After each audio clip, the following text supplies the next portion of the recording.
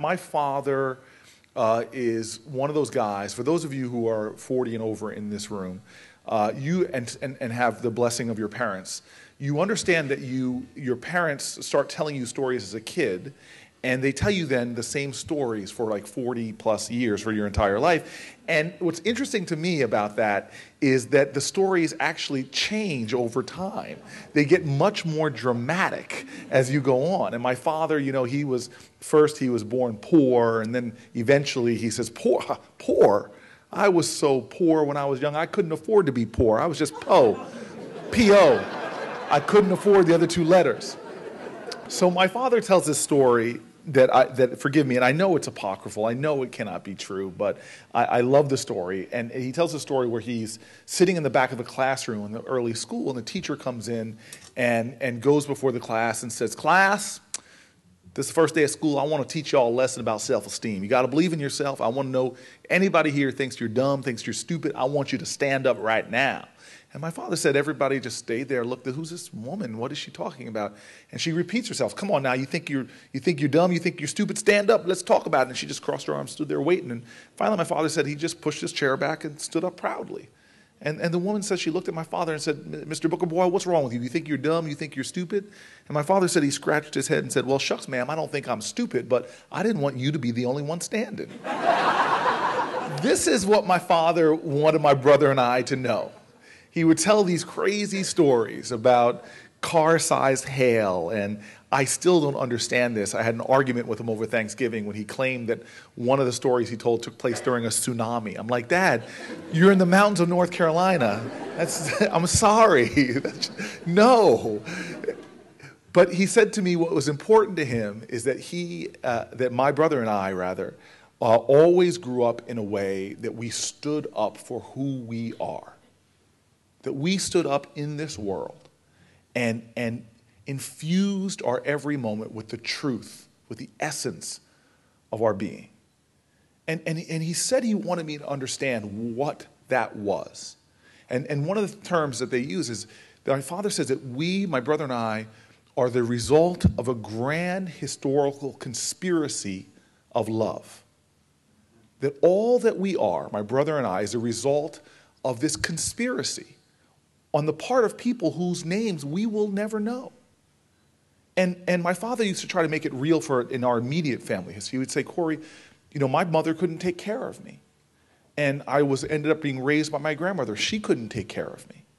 And then we eventually began to be raised. He was raised by his community. People in the community took him in. Eventually, one family took him in, and they raised him. And when it was time for him to leave high school, he was going to go work. And it was this community intervention. He didn't think he could afford college.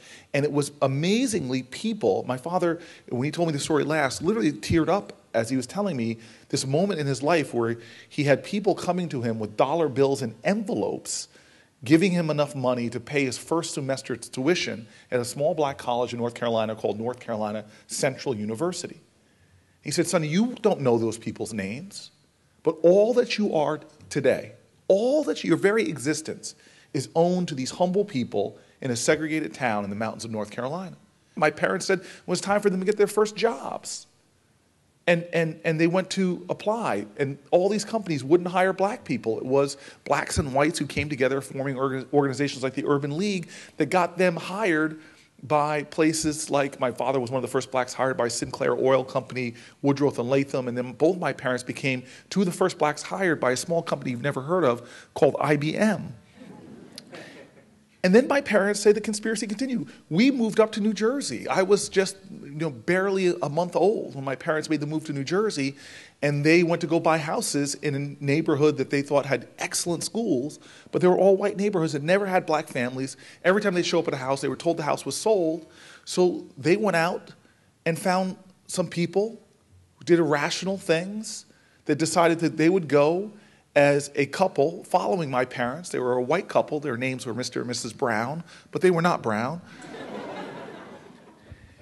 And of course, the house my parents loved was sold, but when the Browns showed up, it was still for sale. They put a bid on the house. On the day of the closing, they went to the real estate agent. My father and a young Jewish lawyer, whose name I do not know, went in to the real estate agent and said, "You're in violation of New Jersey fair housing law."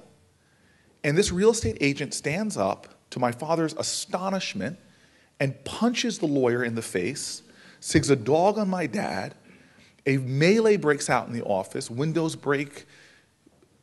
Eventually, my father and the lawyer get out of the office, lawsuit.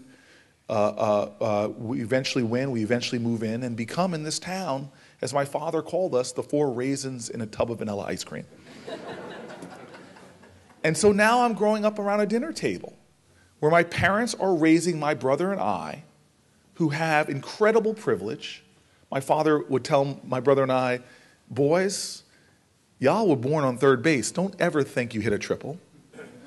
You're not here because of you. When you go to school, get good grades, and get opportunities to go into college, all that was not made possible by just you. It was made possible because of a conspiracy of love, starting with people that showed some of the greatest love possible, to love so much you love children that are not yours.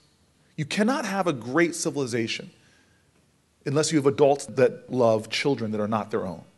And so when I get Meshuggah Man over there, Mr. Cooper, coming up to me and saying that he is trying to make a school have a little more chutzpah, dream bigger, grow larger and more robust, it was like a call to my ancestry.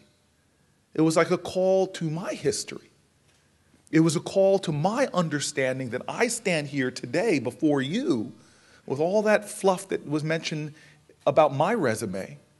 All of that is because a community of people created a conspiracy of love that was so great that it broke a cycle of poverty with my dad, that it opened up an avenue for him to move forward, that it helped him bring in forth a new next generation.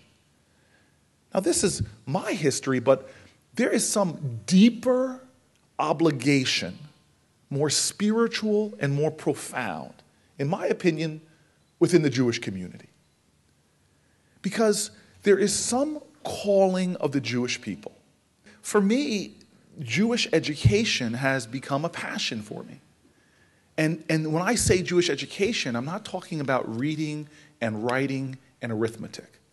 Look, I think quality education is the critical element to American society. I tell you right now, we are in danger of having the first generation of Americans who has children that have lower literacy rates than we do.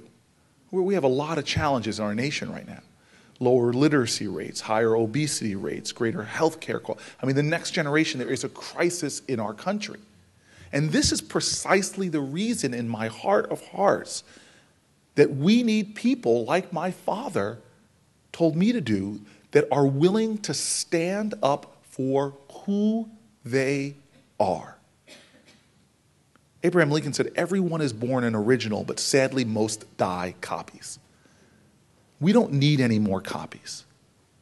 And so what I believe in my heart of hearts is this world desperately needs Jews who understand the power and the strength and the wisdom, and most importantly, the urgency for Jewish values, for Jewish ideals.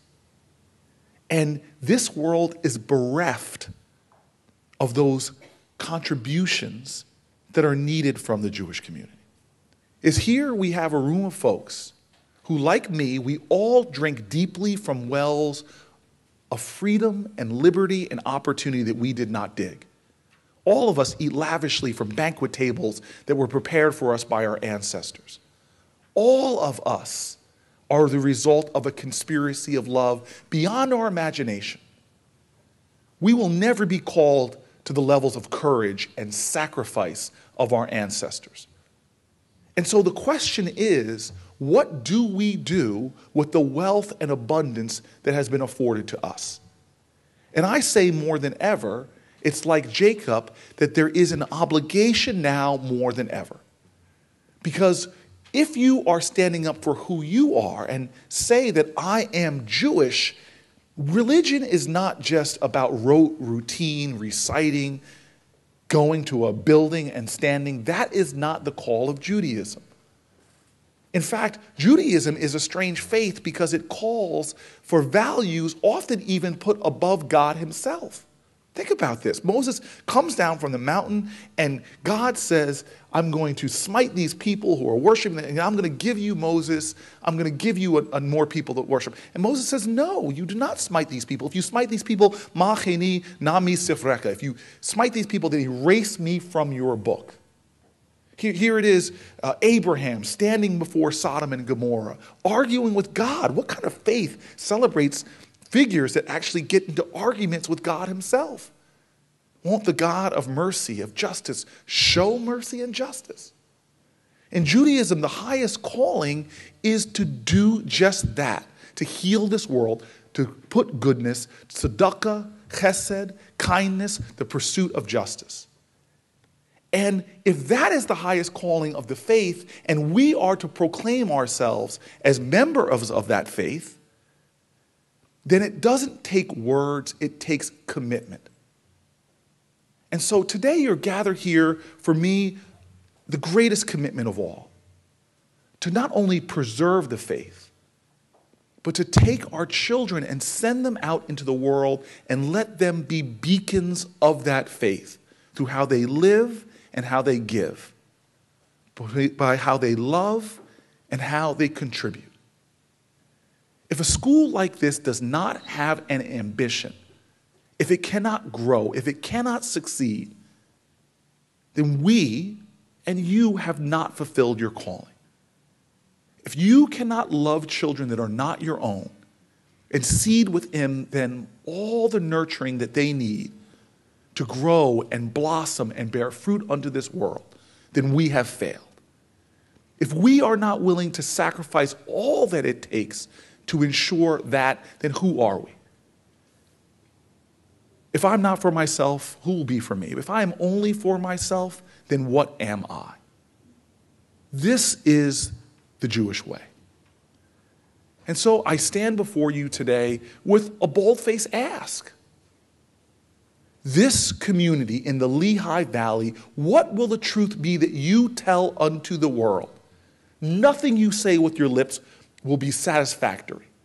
It is what you show this world, what you demonstrate through your actions. Can this community create a school that reflects its values, that reflects its ideals, and that prepares its children not to partake in this world, but to lead it? This is your calling. 10 years from now, will this community be the same as it is today? Or will it rise to the challenge of the times? So I call on you in a very bold-faced, unapologetic way to today let this be a historic moment. Let this be the time that a small group representative of the community says that we will pull together and we're going to create something special. We're going to be ambitious. We're going to create a school that, like my father was called my brother and I to do, that stands up for who we are as a community. That we will be a school that answers the calling of the prophet to be a light unto nations. That we will be a school that becomes the hope that this world so desperately needs. I wish you the best in this. And to the school and all those who are involved, I simply give you 2 words. Yasher Kolah.